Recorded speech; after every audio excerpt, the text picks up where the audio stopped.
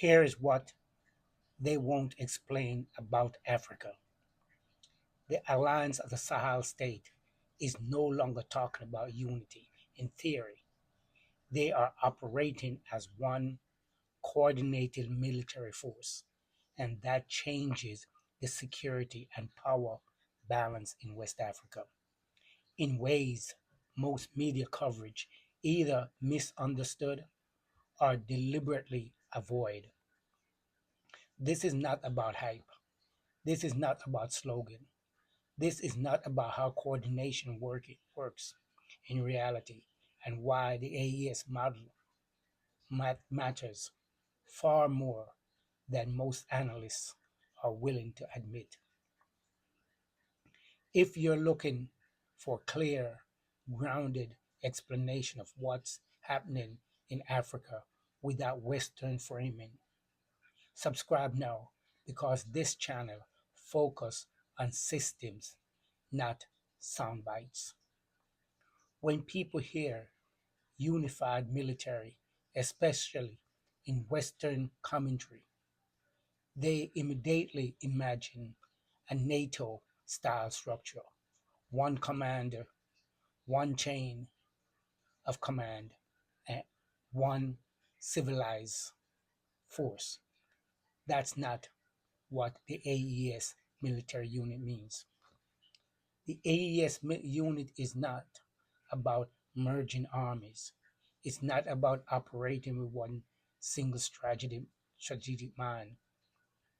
In practical terms, that means share intelligence, coordinate borders operation, joint planning, and mutual defense commitment instead of three countries reacting separately to the same threat. They are now planning together, closing the gap together, and reinforcing each other weak spots. That alone changes the battlefield. Coordination reduces response time. It limits intelligent blind spots. It prevents external force from isolating one country at a time. This is why unity matters more than troop numbers. If this kind of breakdown helps you understand what headlines don't explain, hit subscribe. This channel keeps these conversations going as the situation evolves. The reason this model works in the Sahel is simple. It fits the environment. The Sahel is not Europe. It's not designed for heavy, centralized military framework built around distant commanders, centers, and long logistics chain. AAS force understand the terrain, the communities, the movement patterns, and the reality on the ground. They are not operating from theory. They are operating from lived experience. That gives them an advantage outsiders often overlooked. When Western design models struggle here because they depend on external intelligence, filtering, and delayed decisions making. AES coordination is faster, lighter, logically informed, and importantly, unit does not mean loss of sovereignty. Each country maintains control of its force while committing to shared security goals. That distinction matters. If you want consistent analysis that respect Africa agency instead of questioning it, subscribe to the channel. This perspective isn't coming from mainstream outlet. So why do many analysts keep getting this wrong? First, they expect failure. because AES doesn't resemble NATO, but NATO was built for Cold War Europe. AES is built for the Saharan reality. Different conditions require different models. Second, they underestimate morale. AES forces are not fighting to satisfy external partners. They are fighting for territorial control, internal legitimacy that creates a very different level of commitment.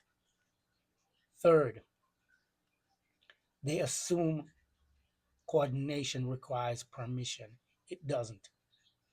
AES cooperation exists precisely because these states decide they no longer need external approval to defend themselves. That psychologically shift is just and is as important as weapon or training.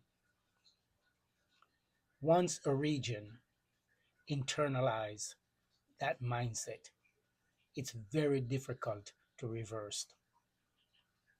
What often missed in the regional ripple effect. AES military unit doesn't exist in isolation.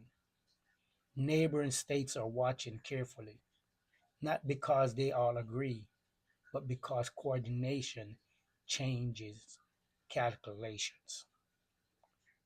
When three countries operate together, border pressure shift, smuggling route adapts, external military planning becomes more cautious, diplomatic leverage quietly increase. This is why there is so much effort to frame AES unity as unstable or temporary. Because this model proves durability, it raises serious questions across the region. Why face shares security challenge alone when coordination works better? This is not about expansion or conquest. It's about example. An example are powerful. If you want to follow how this example is insufficient or influencing Africa's security landscape, subscribe. These shifts don't happen overnight, but they do compound. Looking forward, AES military coordination doesn't mean instant stability. Challenges remain. Excuse me. Threat doesn't disappear overnight. But what has changed is the framework. The Sahel no longer operating as a fragmented state responding individually to pressure. It is moving as a security bloc. And once that mindset is established, it reshapes diplomacy, negotiations, and power dynamics. This is why conversation about the AES military unity keeps resurfacing, even when officials try to downplay them, because something fundamentally has already shifted, and understood that shift is far more important than chasing headlines. This isn't about cheering, it's about recognizing power transmission in real time. Africa's security architecture is being redefined by Africans themselves, and that deserve serious information, serious informed decision, not dismissal or distortion. If you want ongoing, clear eye analysis of Africa, the Sahel, global power shifts. Subscribe to the channel. This story isn't. This story is still unfolding, and we'll keep breaking it down as it does.